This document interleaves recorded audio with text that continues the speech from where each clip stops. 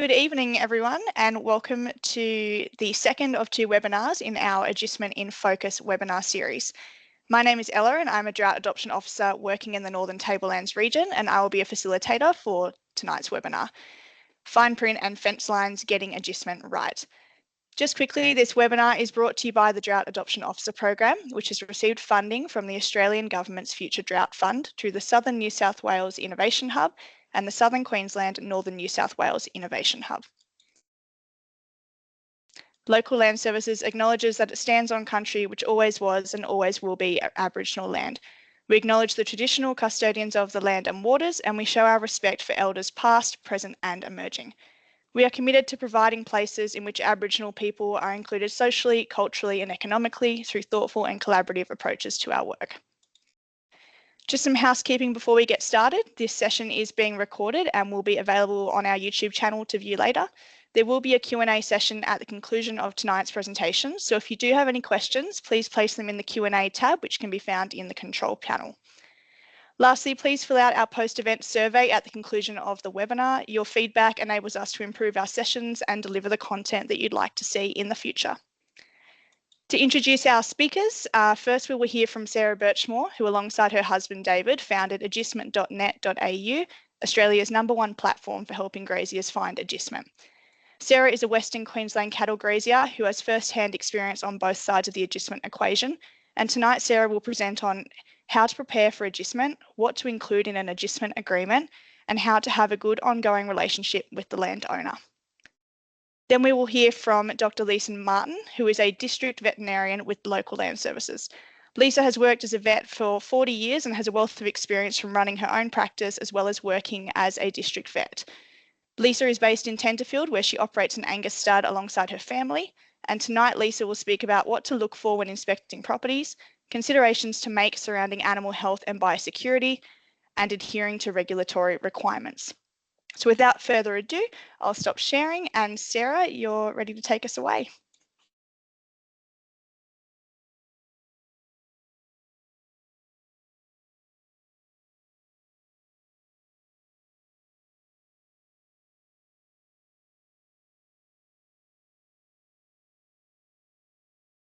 You're just on mute, Sarah.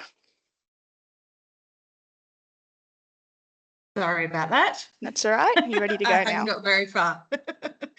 Hi, everybody. My name's Sarah Birchmore. As Alice said, I founded agistment.net.au in 2012 when my husband David and I were looking for agistment for our own herd. And in the years since, we've helped thousands of graziers fill their agistment. We've had our own cattle on agistment many times and have had some really great experiences and some that we will chalk up as learning experiences. So I'm here to share what we've learned from both running agistment.net.au and from our own personal experience.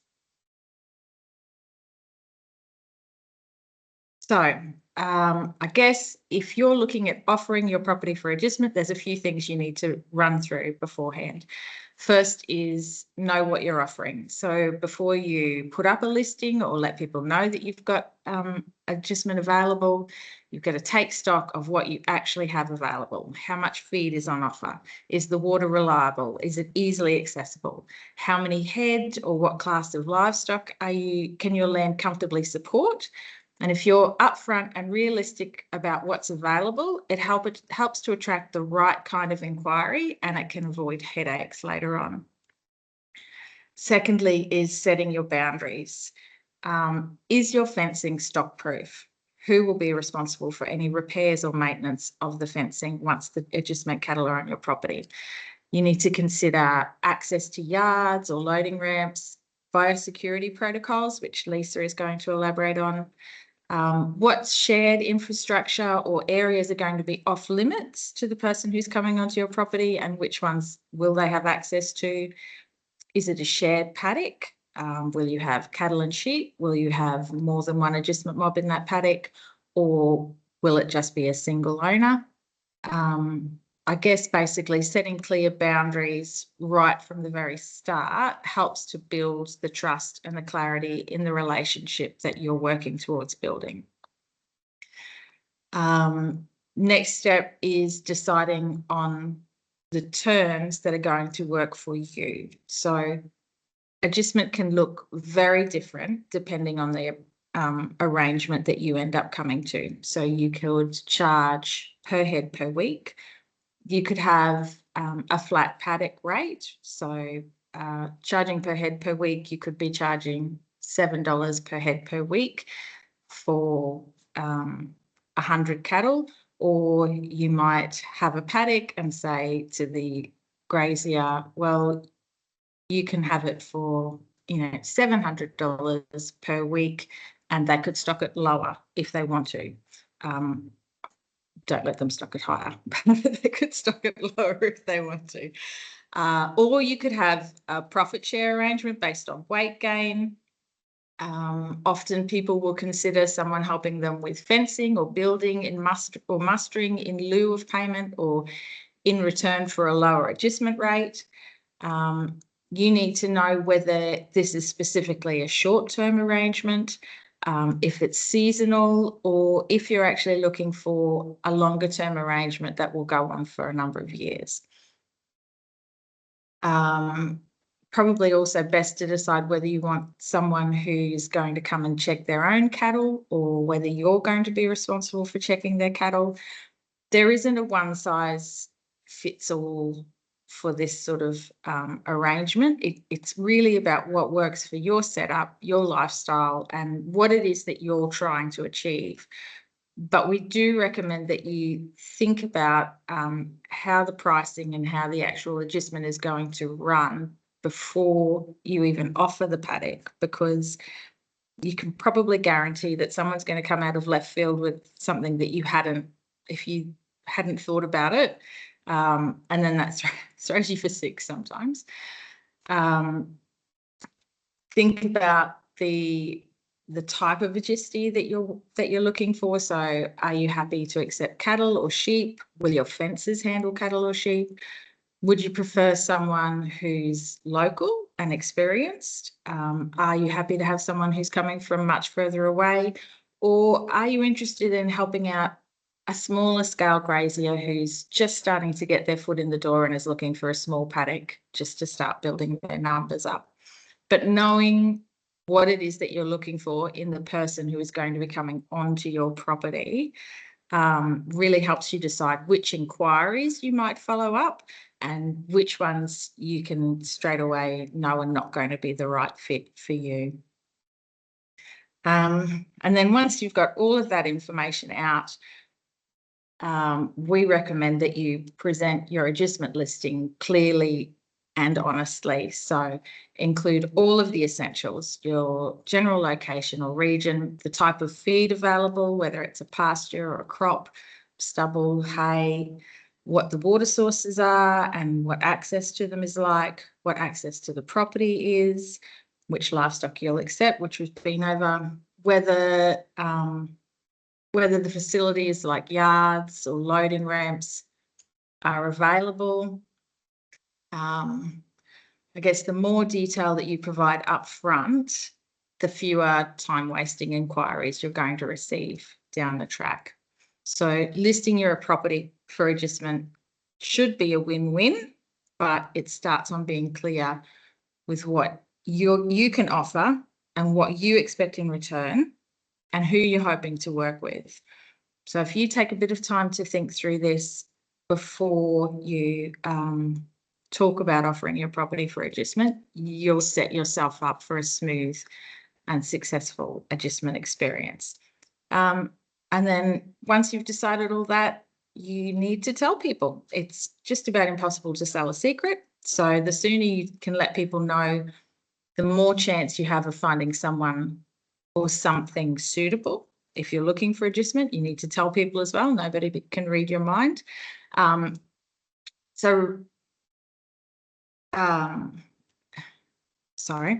You keep in mind that the longer it takes for you to fill your adjustment paddock, that is money that you're not earning. So probably get the word, once you've decided with it, get the word out there as far and wide as you can, because that gives you a better chance of having someone in your paddock sooner. Right. I'm just going to take a quick drink of water if nobody minds. So we're moving on. You've put your adjustment out there. You've had a few people call you and say, hey, I'd really like to look at your property. We always recommend that they come and inspect your property.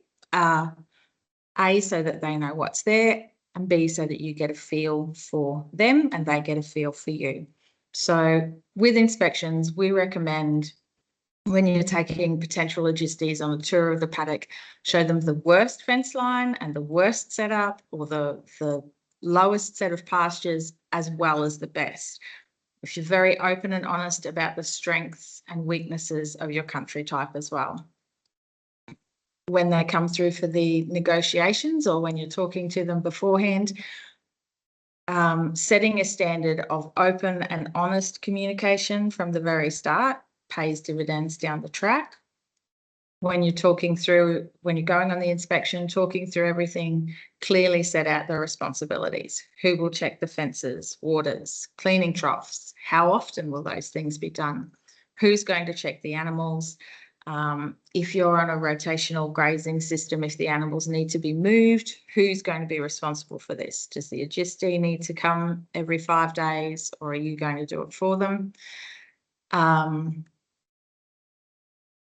next one is trust your gut. We always recommend that landowners ask for references from graziers, and likewise, graziers should not be afraid of asking for references from the landowner either. Adjustment involves someone else having access to your property, or someone else being responsible for the care of your asset, your livestock.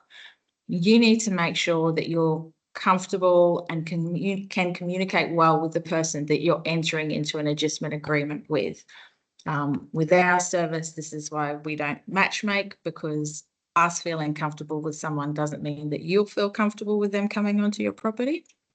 So just run through all the ticks and crosses, but do make sure that you feel truly comfortable with the people that you're going into this business relationship with, and don't be afraid to let an adjustment opportunity pass. So make sure things add up. They all work for you, because it can end up costing you more dollars rather than making you money if you go into the wrong adjustment arrangement. Okay, so once you've found the right person to come onto your adjustment, and you've negotiated the terms and the price, it's recommended that you draw up an adjustment agreement that clearly sets out the roles and responsibilities of both the landowner and the grazier. Information that's typically included in an adjustment agreement is the parties involved, so the full names and contact details, the property details, so not only the address, but if it's only one paddock, the name of the paddock, the specific size of the paddock, the duration of the agreement, when it's going to start, when it's going to end, if there's an option for extensions or renewals, that should be included in there, along with contingency plans if it starts to rain right at the end date and it's just not possible to muster how things are going to work like that. The adjustment fee obviously needs to be included in there. The livestock details, so the type, breed, number of animals. If you're taking on cows and calves on a longer term deal, what weight or age do weaners need to be removed from the paddock? If you have specific vaccinations that you require the animals to have before they come onto your property, that should all be included. The responsibilities of the landowner, so generally that's the provision of the water, the fencing and safe grazing land, and details about maintaining stock-proof fencing and ensuring proper care for the property.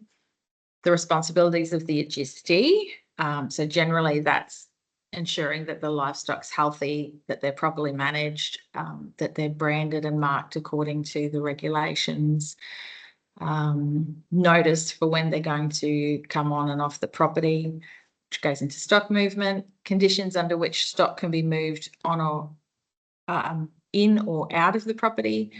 You do need to make sure that they have access to the vendor decks, etc., to be able to move them off your property.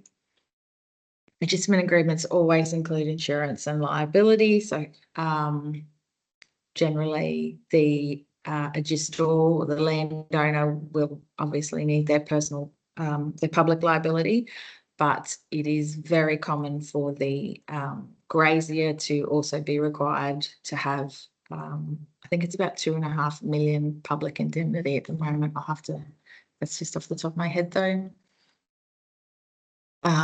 Continuing on, a termination clause, obviously conditions under which the arrangement can be terminated early.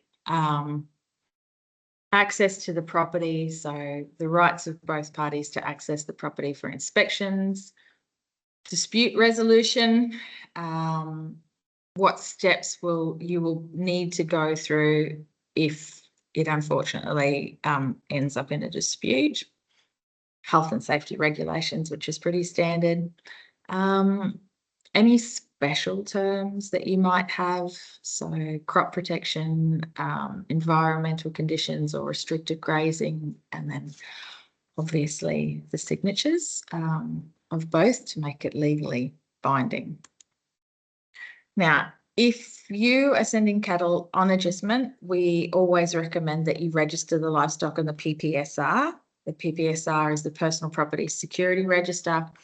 It's an Australian government managed register that helps protect buyers, lenders and businesses involved in transactions with personal property.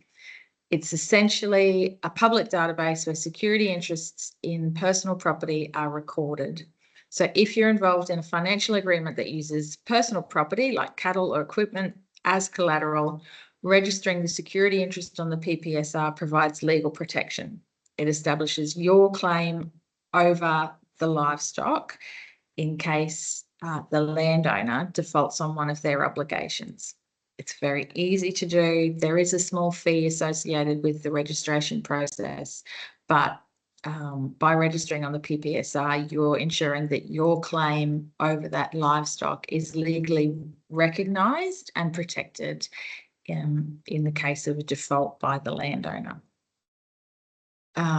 Okay, agistment agreement templates. Look, a number of your industry bodies have an agistment agreement template available to members free of charge. I am also aware that some solicitors are selling templates online. We recommend asking your preferred solicitor to draw up your agistment agreement just to ensure that it meets your needs and protects your interest, just as agistment is not really a cookie cutter one size fits all sort of arrangement. Agistment agreements can have a number of nuances that need to take into account what's actually happening on your property or what's happening with that particular grazier.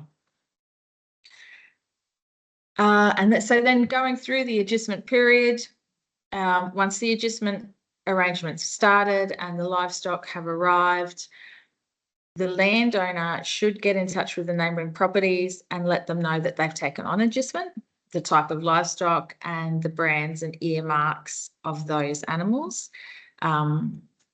Graziers, if you're sending cattle on agistment, we always recommend that you tag all the animals with management tags with your surname written on them. This helps, letting the neighbours know helps to ensure that if the animals do happen to stray onto a neighbouring property, that they will be returned.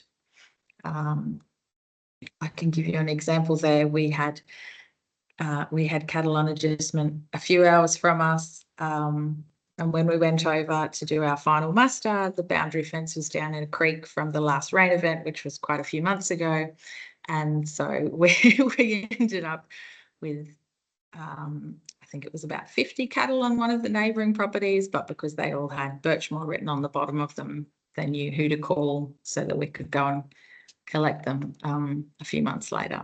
But the cost of a management tag and whether you get them laser printed or you write your own name on them, it well and truly pays off with getting your cattle back. Throughout the term of the agistment, ensure that each party is fulfilling the responsibilities that they've agreed upon. If something arises, get in touch and let the grazier or the landowner know straight away. Being honest and on the front foot, you know, if you found a fence down and suspect the cattle had gone through it, let the grazier know what's happened, what steps you've taken to find the animals, how you're going to get them back, which neighbouring property you think they're on, those sorts of things. Cultivating a great agistment relationship is not only going to help both parties now, but it can also open up other opportunities in the future. There may come a time when your property is dry and the other grazier has abundant feed, and that they would be prepared to agist to you, or alternatively, you have a contact that you can go to directly next time you have excess feed, and rather than going through the whole process again, you've got someone that you know that you can work with who might be prepared to adjust the paddock off you. So yes, that's all of mine. Thank you. Great, thank you, Sarah. That was very insightful. Lisa, if you want to share your screen when you're ready and come off mute.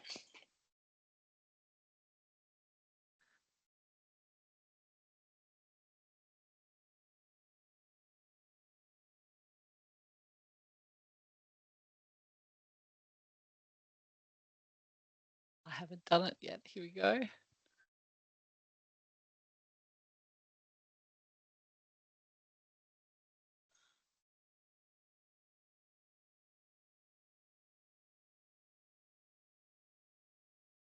There we go. Have you got that now, Ella? Looks great. You're ready to go. Fabulous. Well, good evening, everyone, and thanks, Ella, for the invite to chat about some practical biosecurity and animal health considerations for agistment livestock. I'm Lisa Martin. I'm a district veterinarian with Local Land Services, based here at Tenterfield in the Northern Tablelands of New South Wales. The kind autumn and fortunate season here on the northern part of New South Wales has seen producers from wet coastal areas and from the very dry areas to the south eyeing off the feed that's available in our paddocks, with many property owners now considering opening up the gates for income from agistment stock. Now, whether you're feeding livestock in the face of dry times or embarking on the recovery process after the effects of floods or bushfires, there just is never enough hours in the day. And often the best but difficult early decision to make is to either sell off stock or often to find agistment and relocate your livestock to free up your time to focus on recovery efforts and to save on the feed costs and hours consumed in confinement feeding stock when you do keep stock at home. As discussed in yesterday's webinar, there are economic calculations to make when considering agistment, and there's also labour and mental health costs impacts to factor in, as well as potential biosecurity impacts that could affect your bottom line when things don't go right. So let's take some time to consider a few important biosecurity tips to help livestock health and keep your farm business safe and productive. And let's just see if I can go to that next slide, which is great. Now, Sarah's covered off on a lot of the important aspects of inspecting a property for suitability for water and fences and infrastructure, but be sure to also inquire about any known or current disease risks on the property. Ask if there's a history of stock losses from other stock currently or previously on the property, and generally we think about things like Johne's disease, cattle tick, paralysis tick, Theileria, just good to be aware.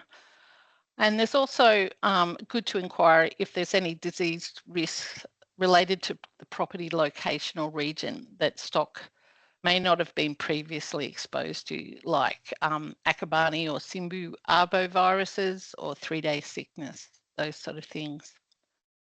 Also, I think it's very prudent to ask what endemic or known toxic or poisonous plants might be present in the area or on the property, and whether stock have access to these plants. You know, are they located along waterways, etc.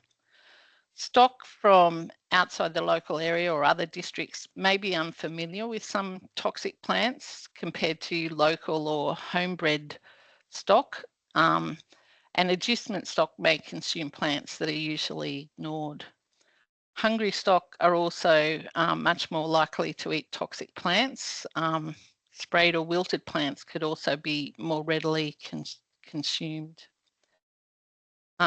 Always a great idea when you're inspecting the properties to get some advice on pasture composition, nutrition quality, and the feed availability curve for the agistment property. Just need to remember all grasses are not equal in nutritional value or throughout the pasture growth cycle. So assess that the available pasture quality aligns with the feed requirements of the class of stock you're looking at agisting.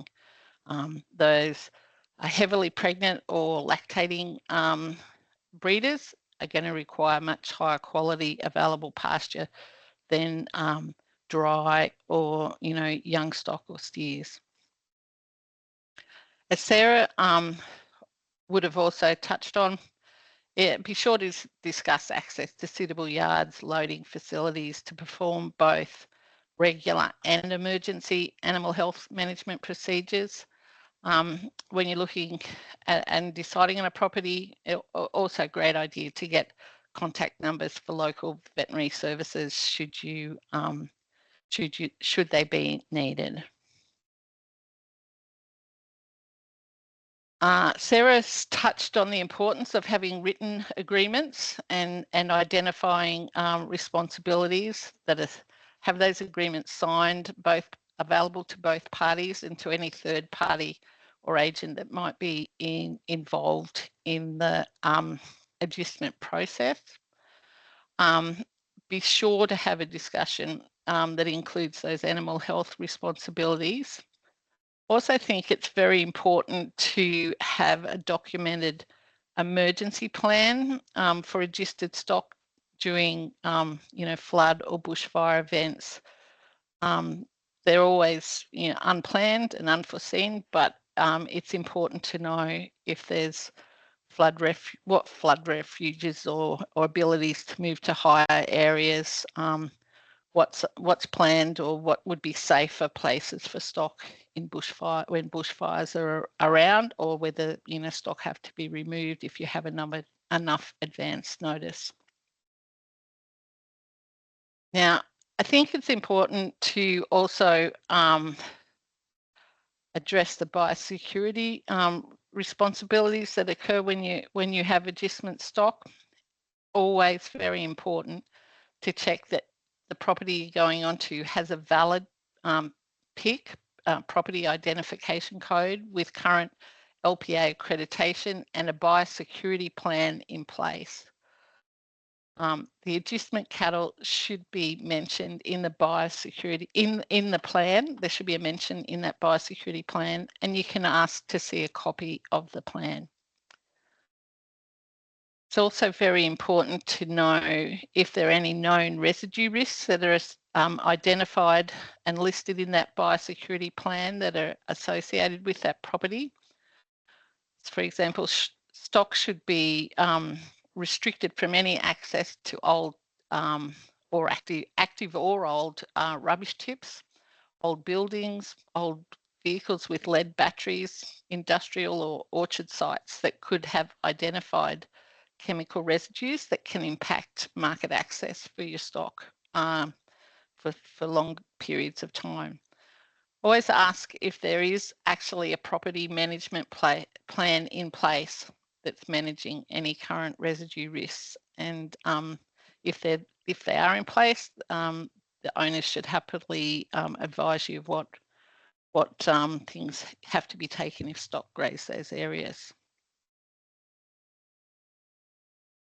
Now, when you look online at LPA, you certainly can find those biosecurity management plan templates, or people have their own. It is a requirement to be LPA accredited. There's also great information on LPA requirements for agistment cattle when you have a look there. There's also plenty of animal health statement declarations available that form an important part of the process when you're trying to assess risk, biosecurity risks. And I think you need to complete and address regulatory requirements. As Sarah mentioned, NLIS is an important part of it. If you're accepting agistment stock or you're sending stock off an agistment, you need to ensure that stock are identified with NLIS devices and they're accompanied by completed NVDs, and that they comply with any state-based movement rules or state-based entry rules, and they're from a property that's free to travel from that property. It's really important to identify which party is responsible for uploading the stock movement to the NLIS database, so that you don't get a property-to-property failure further down the track. It's equally important to notify the database of the movement home when you return. Utilise those animal health declarations that I had on the previous slide. Always request a completed animal health declaration for agistment stock before they arrive at the property, not when they arrive. Now, those documents, they're free to download and available for each species on the farmbiosecurity.com.au website. And they provide you a record of all the recent treatments or any testing that may have been done in that herd, and it assists in the assessment of disease risk for that stock introduction and any impacts it might make to your herd or farm. So always ask to see one of those. It's also really important to make sure that you comply with fit to load guidelines. Might even have jumped one thing. Sorry, I jumped ahead of myself there. Ensure that the livestock meet animal welfare fit to load guidelines before they're loaded and transported. It's really important to consider journey times, spelling and preparation when transporting various ages and classes of stock, and particularly of drought or disaster impacted stock. It's important to have access to roughages and hay to minimise transport-induced metabolic conditions. You don't want to have stock go down during trucking or on arrival, and it's particularly important during hot and cold weather conditions. If you ever have any concerns about stock condition or ability to meet these national animal welfare guidelines, don't load the stock. You should contact the vet prior to loading and commencing the movement. Make sure that you are fully aware of what your fit to load guidelines and roles and responsibilities are, and you can find those on the Meat and Livestock Australia website. I'll get Ella to share around some of the links when we circulate the recording. I think be the easiest way. Now, always in that written agreement you have for agistment, make sure you document a process to access NLIS tags for any births that may occur on the property during the agistment period. And you should notify the NLIS database of deaths to remove those animals out of the system. It's very important to have some means to provide access for NVDs for the stock that are coming off the agistment property pick if they're moving directly off for sale.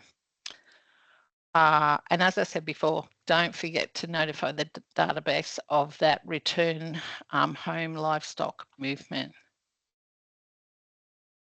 Now, quarantining and monitoring stock is really important.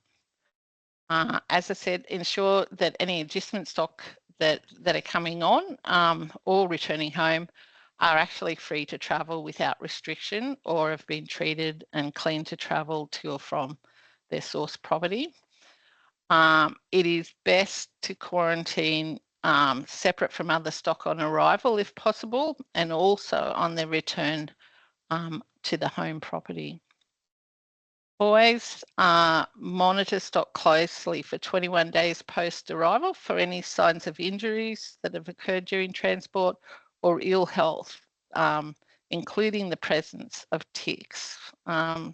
Always seek advice if you're unable to identify ticks, and always observe for signs of disease. It is best to investigate losses to exclude notifiable or exotic diseases. You don't want to introduce something onto your property or bring something home that's going to have an ongoing effect on your production or your market access. Always contact a vet or the EAD, Emergency Animal Disease Hotline, 1800 675 888, if you introduce stock and there's signs of fever, drooling, blisters on the mouth, feet, lameness, skin lumps, or death. Always want to follow those up and investigate those losses and get a diagnosis. If you confine your adjustment stock or coming or going to a smaller paddock or quarantine area, it also allows for the management of any weed seeds that may be brought onto the property via the hair coat or passage through the gut. And remember to inspect paddocks that have held adjustment cattle in the following year just to detect any new weed plant incursions, because plant biosecurity is just as important as animal biosecurity. Now, there's a lot of animal health considerations to think about when you've got adjustment stock. A lot of them can be preventative animal health procedures and vaccinations, whether they're just routine or specific, location specific. Always give 5-in-1 boosters prior to travel or at induction, because stress and sudden diet changes really predispose stock to the sudden death clostridial diseases. I never assume that stock have been vaccinated. Always consider doing leptospirosis 7-in-1 vaccinations for breeder stock, particularly on adjustment properties that have got high feral pig exposure risks. And of course, tick fever vaccinations essential for cattle that are moving into clean areas from clean areas into cattle tick infected areas. For those southern cattle that are moving north, always consider 3-day sickness BEF vaccinations, and pestivirus vaccination prior to moving pregnant breeders is important, because aggregation and transport really does increase potential virus exposure opportunities. So abortions and delivery of virus-affected PI, persistently infected pestivirus progeny, is possible and can be a really costly outcome down that adjustment time frame if you lose significant numbers. Stock should also be treated for both internal and external parasites.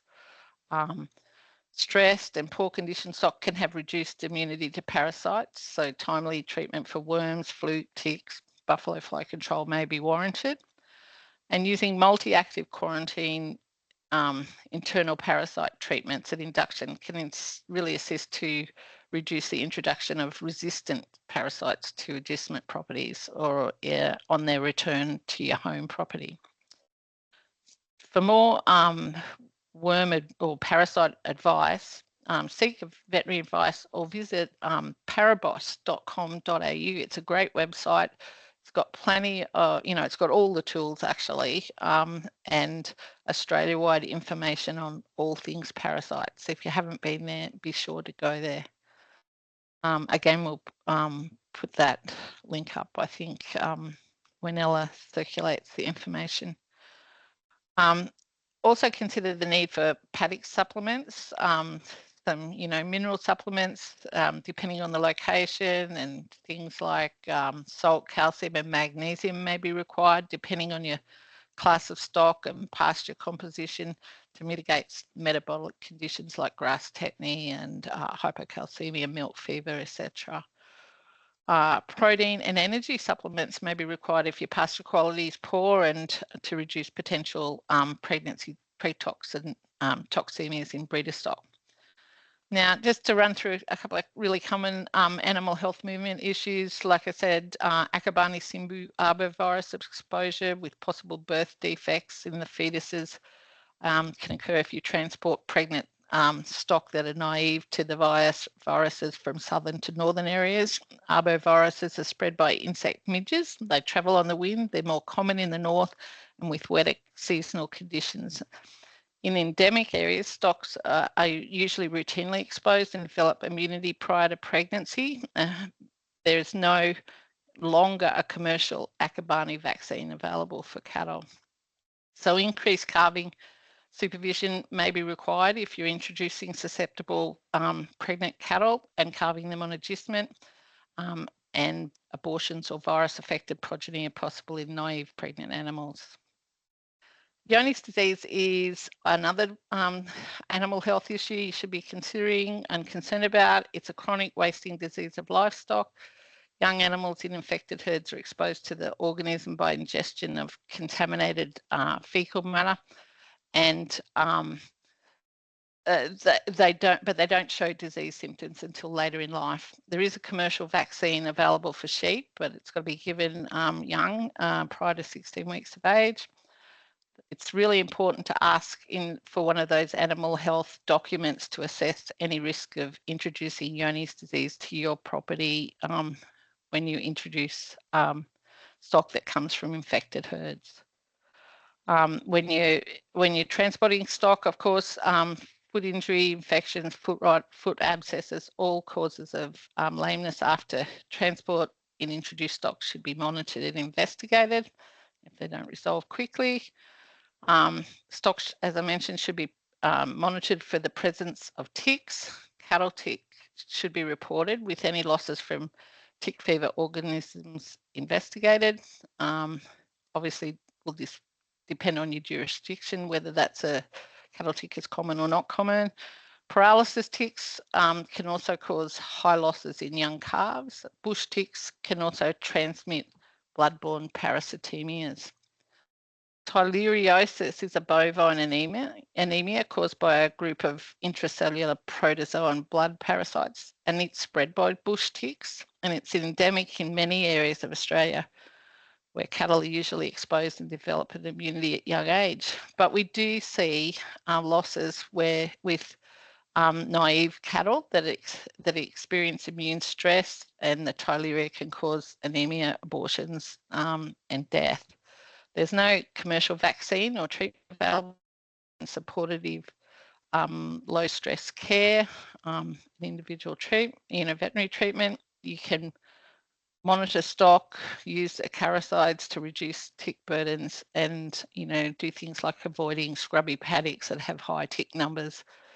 That can all assist if you're introducing stock to properties that have that are in known Tyleria areas. Always contact your vet if you're experiencing Tyleria losses, because tick fever can present with similar signs and should be excluded in these cases. Animal health-wise, it's important to remember that nutrition is really important, and inadequate nutrition can commonly cause poor animal welfare and production outcomes in agistment stock, because not all pasture is equal, and it does take them some time to acclimatise into different environments. If you've got animals coming from warmer areas to cold country, they require an increased 20% in feed intake in those cold weather conditions. And if you're introducing late pregnant lactating animals, they also have a 50% increase in feed and water intakes. So it does take animals time to adapt to when they travel into new areas. We did mention toxic plants, and that generally livestock will avoid grazing poisonous plants that they're familiar with unless they're really hungry or feed is in short supply. But when they're introduced to new areas, they just may not recognise those toxic plants.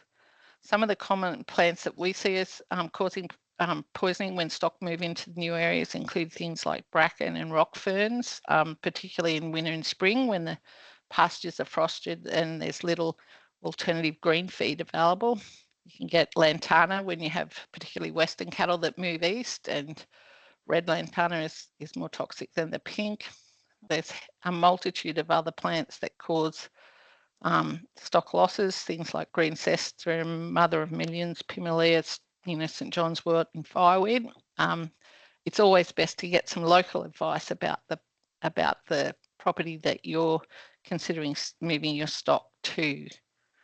I think it's also important to remember that sometimes normal pastures can also be toxic at a certain time of the year, or the growth cycle bloat, can occur with high legume, clover and medic content pastures.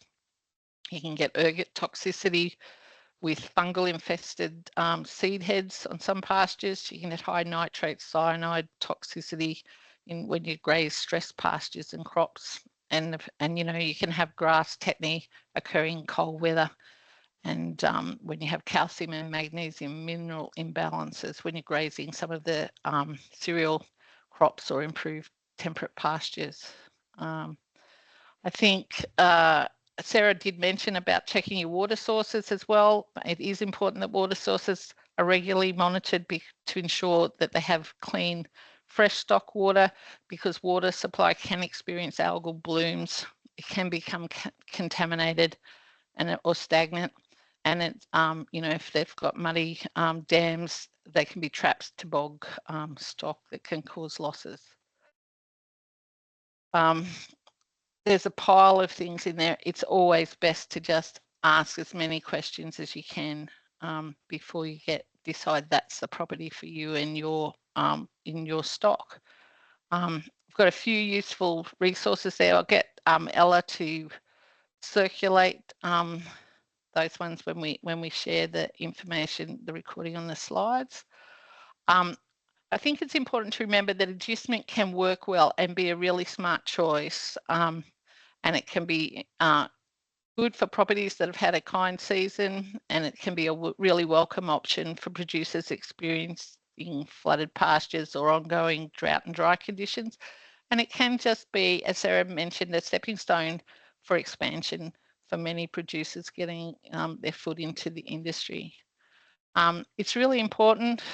Take the time to consider some of these practical biosecurity tips and develop an adjustment plan that will help you protect your livestock health and keep your farm business safe and productive. New South Wales Local Land Services has district veterinarians and livestock advisors based in regions across the state, and we're here to give you advice to assist your farm businesses. Reach out to your local office or visit lls.nsw.gov.au for more information, and we'll see if we can help you with your farm enterprises. That's it for me. Thank you, and we'll have some general questions. Over to you, Ella, if I can stop sharing my slide. Sure. My screen. Thank you. I haven't stopped sharing yet though. That's all right. We should be able to see mine now. So if anyone does have any questions for either Sarah or Lisa, please do pop them in the Q&A chat. We do have a question that came in earlier. Do you give advice on pick allocation / amalgamation, or do we refer to the local land services to assist landowners and stock owners? that might be one for you, Lisa. Yep. So certainly that's right. In New South Wales, you do need to, if you want to apply for a PIC amalgamation, you need to apply to the local land services. I think you can do that online. You certainly can do it in person.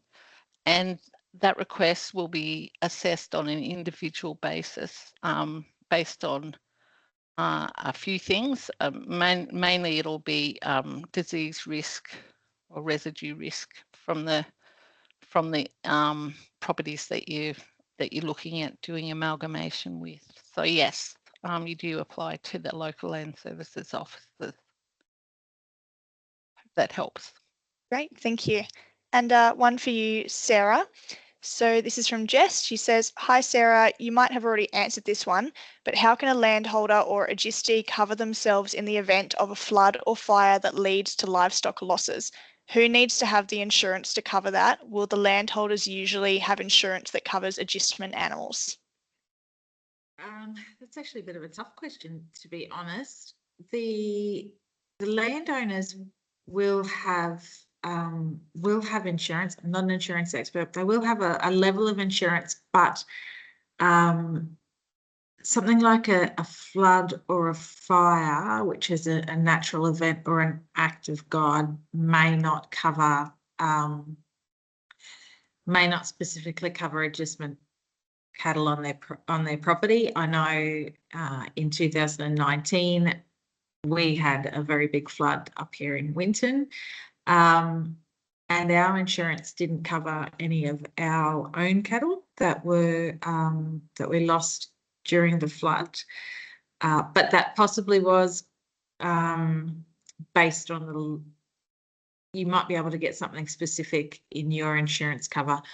I would recommend speaking to your preferred insurance broker, whoever that may be, with regards to that question, because it's really going to come down to the insurance policy itself, I think.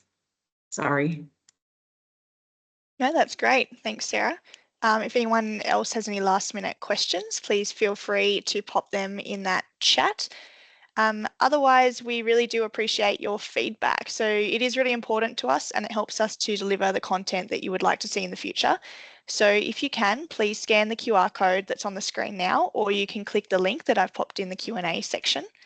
I'd like to thank you all for attending the second webinar in our Agistment in Focus series. This session was recorded, so you can go back and watch it again if you need to. And I hope you all have a great evening. Thanks for having us.